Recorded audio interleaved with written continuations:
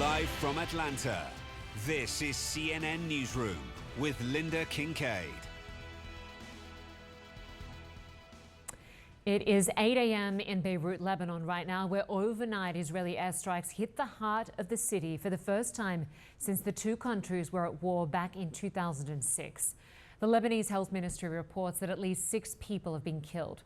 A resident in the Beirut neighborhood says the building they were in was home to Hezbollah-affiliated Islamic Health Authority, and the area is known to be dominated by Hezbollah's Shia allies.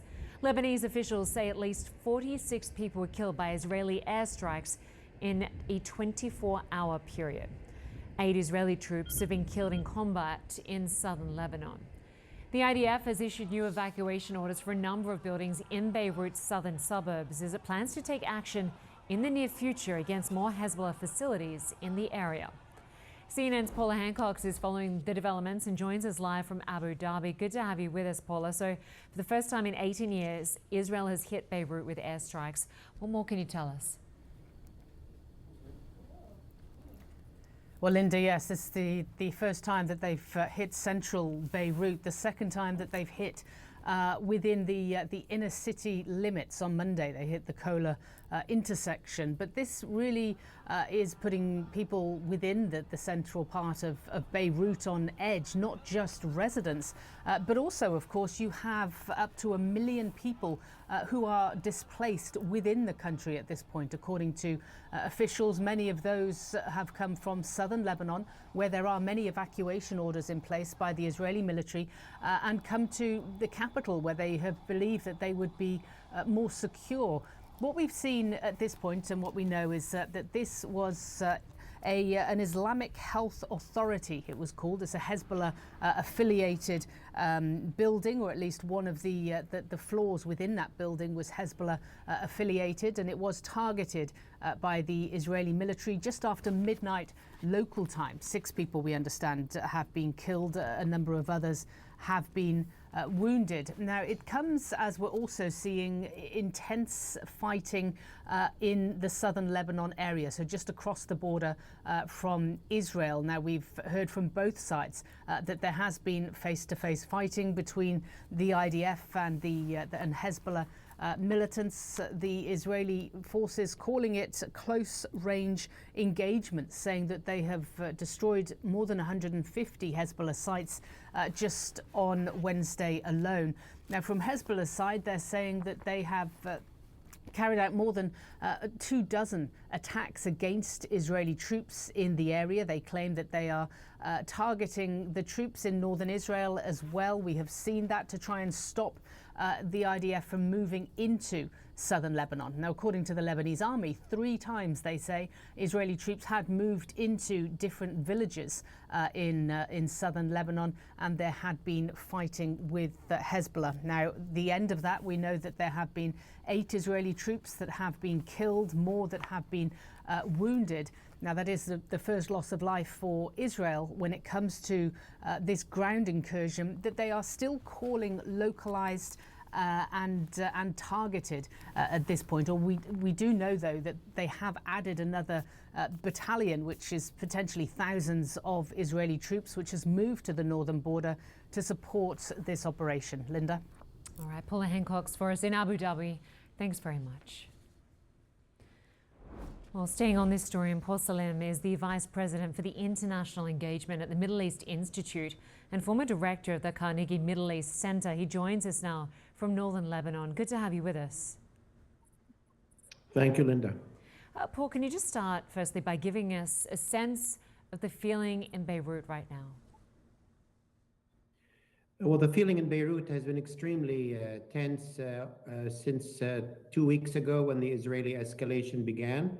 Many of the residents of the southern suburbs of Beirut, which is Hezbollah's main stronghold, have already left the points north of Beirut or other parts of Beirut. Other parts of Beirut have also slightly emptied out because the attacks have been mainly targeting the southern suburbs, but are targeting other points in Beirut as well. So the city is fairly paralyzed. Most of the south of the country has already been evacuated, and there are about 1 million residents that have been displaced and are either in the north or in the mountain parts of Lebanon, and a feeling that this is likely to go on for many weeks, maybe many months. It's also clear that Hezbollah has taken a very, very heavy set of hits, but is still operating and is still able to function, both in terms of launching missiles, but also fighting on the ground in southern Lebanon. Just a few days ago, you wrote that the killing of Hezbollah's Secretary General Hassan Nasrallah signaled a tectonic shift.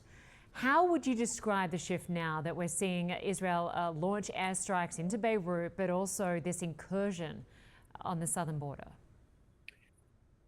Well, the piece you referred to that I wrote was, as I said, it's a tectonic shift in the Middle East more broadly. And indeed, after the killing of Nasrallah, we've seen the Iranian missile attack on Israel. But I think more importantly, we are bracing for a large-scale Israeli attack on Iran. Before Israel decapitated Hezbollah and greatly degraded it, Israel used to worry about Hezbollah much more when it contemplated hitting Iran. Now they feel Hezbollah is not a major threat, and now Israel is focused on going after Iran itself. And that tectonic shift is a shift in which Iran no longer has the balance of there's no longer a stable balance of power or balance of deterrence between Iran and Israel, and we are on the brink of a major attack on Iran, which could be a major escalation for the region, and I dare say for the global economy. When you look at the war, the 2006 war between Israel and Hezbollah, you mentioned some of the differences now. What lessons from that war should be taken into consideration this time? Well, I think for Hezbollah, I think the 2006 war, which came 6 years after Hezbollah drove Israel out of its occupation of southern Lebanon, Hezbollah felt triumphant, maybe overconfident, and prepared itself for a similar war like the 2006 war. However, Israel, I think, learned much more from that war and developed its capacities in a different way. Most importantly, and what we saw most strikingly 2 weeks ago, was Israel clearly had developed a very detailed intelligence capacity bolstered by artificial intelligence.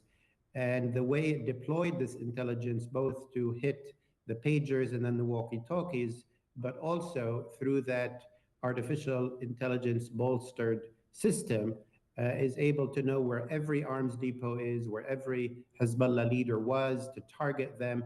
I don't think we've seen this in modern warfare. This was a real innovation on the Israeli side. Of course, they have the massive arsenals, from the US and so on that Hezbollah doesn't have equivalently. But I think Israel and Hezbollah learned different lessons, and it showed. We know so far that 8 Israeli soldiers have been killed since the incursion was launched into the south of Lebanon. What sort of fight will Hezbollah put up right now, given how degraded that militant group is?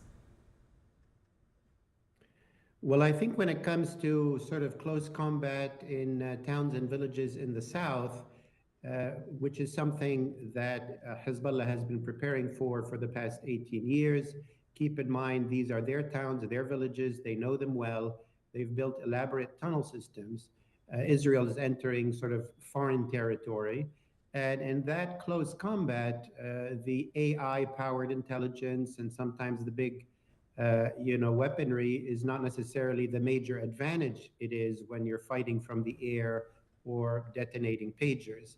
And I think Hezbollah will be able to put up more of a deterrence, more of a fight. We've already seen that Israel lost 8 soldiers in just a kind of a minor skirmish in one of the towns. I think this type of warfare is something Hezbollah is more prepared for and is more costly for the Israelis if they're to do it town by town. Paul Salem, we appreciate your analysis. Thanks for joining us. Thank you.